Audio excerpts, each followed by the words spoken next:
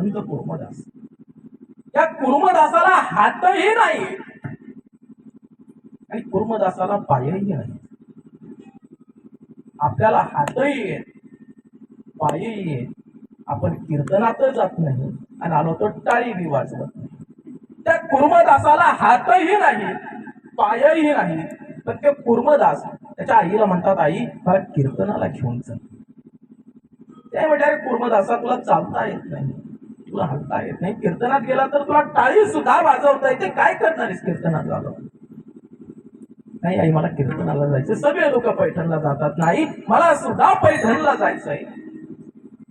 आणि त्या कुर्मदासाला घेऊन एक दिवस त्याची आई पैठणला आली.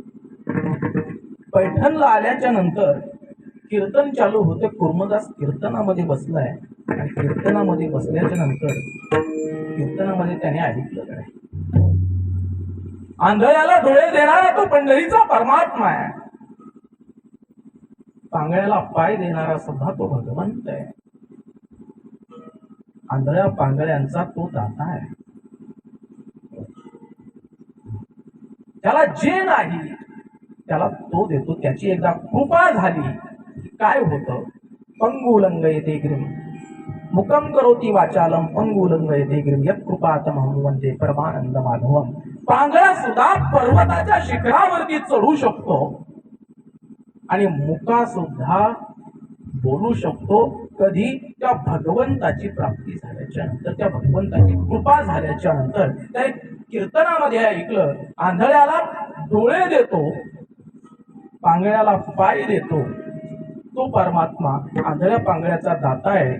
त्याच्या लक्षात आलं, जर तो परमात्मा आंधळ्या पांगळ्याचा दाता आहे, आंधळ्याला डोळे देतो, पांगळ्याला पाय देतो, तर आपण सुद्धा त्या देवाकडे गेलं पाहिजे. जवळ आषाढीची वारी आली, सर्व दिंड्या पंढरपूरच्या दिशेने निघाल्या. त्याच्या मनात आलं की आपण सुद्धा दिंडीला गेलं पाहिजे. पण जाणार कसं? सगळ्या वारकऱ्यांना सांगितलं, हे कुर्मदासा नको येऊ, तुला हात नाहीत, पाय नाहीत, लोटांगण घालत कुठपर्यंत चालणारीस, रस्ता सुद्धा नीट नाही, पाऊल वाट, बैलगाडीची वाट. पण त्याने ठरवलं की नाही आपल्याला जायचं. वारकऱ्यांना सांगितलं, आमच्या सोबत नको येऊ बाबा. कुर्मदासाने काय केलं, आज दिंडी निघणारी ना, आज संध्याकाळी कुर्मदास निघाला. दिंडी पोहोचायच्या अगोदर पुढच्या मुक्कामाच्या ठिकाणी कुर्मदास असायचा. दिंडी तिथे पोहोचायची, कुर्मदास पुढे जायचा. असं करत करत करत तो कुर्मदास लहुळ पर्यंत गेला, जवळजवळ पंढरपूर पर्यंत गेला. पण आता मात्र थकला. चालत असताना, लोटांगण घालत असताना अंगाला खडे टोचले, त्या खडे टोचून जखमा झाल्या, रक्तबंबाळ अंग झालं. आता क्षीण झालाय हा देह, पूर्ण आता चालताही येत नाही, बोलताही येत नाही. अशा अवस्थेमध्ये लहुळ पर्यंत तो कुर्मदास पोहोचला. पण आता नाही जाऊ शकत. त्याच्या लक्षात आलं, डोळ्यातून पाणी आलं. त्या भगवंताला त्याने आठवलं, देवा इथपर्यंत आलो पण नाही, आता इथून पुढे नाही येता येणार देवा मला. भेटणाऱ्या प्रत्येक वारकऱ्याला सांगायचा कुर्मदास, ओ वारकरी बाबा. वारकरी जायचे बघायचे, आहे हळहळ करायची, तुम्ही खायला द्यायचं आणि सांगायचा, मुंगी पैठणवरून आलोय, पंढरपूरला चाललो होतो, हातही नाहीत मला, पायही नाहीत, पण तो जगाचा मालक पंढरीचा पांडुरंग परमात्मा आंधळ्याला डोळे देतो म्हणतात, पांगळ्याला पाय देतो म्हणतात, म्हणून मी आलो होतो.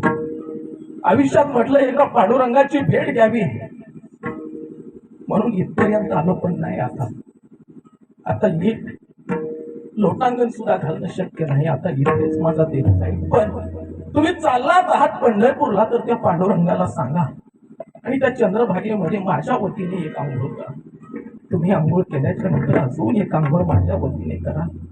त्या भगवंताचं दर्शन घेतल्याच्या नंतर माझ्या वतीने सुद्धा दर्शन घ्या आणि त्या पांडुरंगाला सांगा, पांडुरंगा अरे देवा, तुझा एक भक्त मुंगी पैठणवरून आलाय बाबा, हात नाहीत, पाय नाहीत, त्याला लोटांगण घालत इथपर्यंत आला, लहोळ पर्यंत आलाय बघ. पण क्षीण झालंय देवा शरीर त्याचं. नाही पाऊल टाकू शकत आता तो, नाही चालू शकत, नाही लोटांगण घालू शकत तो आता. देवा मुक्ती दे बाबा त्याला. प्रत्येकाला सांगायचा तो, प्रत्येक वारकऱ्याला सांगायचा. वारकरी चंद्रभागेमध्ये गेले, चंद्रभागेचं स्नान केलं, पुंडलिकाचं दर्शन घेतलं, भगवंताच्या राहुळामध्ये गेले. भगवंताचं दर्शन घेतलं आणि त्या भगवंताला सांगायला गेल्या. त्याला सांगावं लागतं का? जगाचा मालक आहे त्याला काय सांगायची गरज आहे? त्याला सगळं कळतं म्हणायचं. आषाढी एकादशीच्या दिवशी सगळे वारकरी पंढरपूरमध्ये होते आणि तो जगाचा मालक आपल्या भक्ताला भेटण्यासाठी लहुळला आला होता.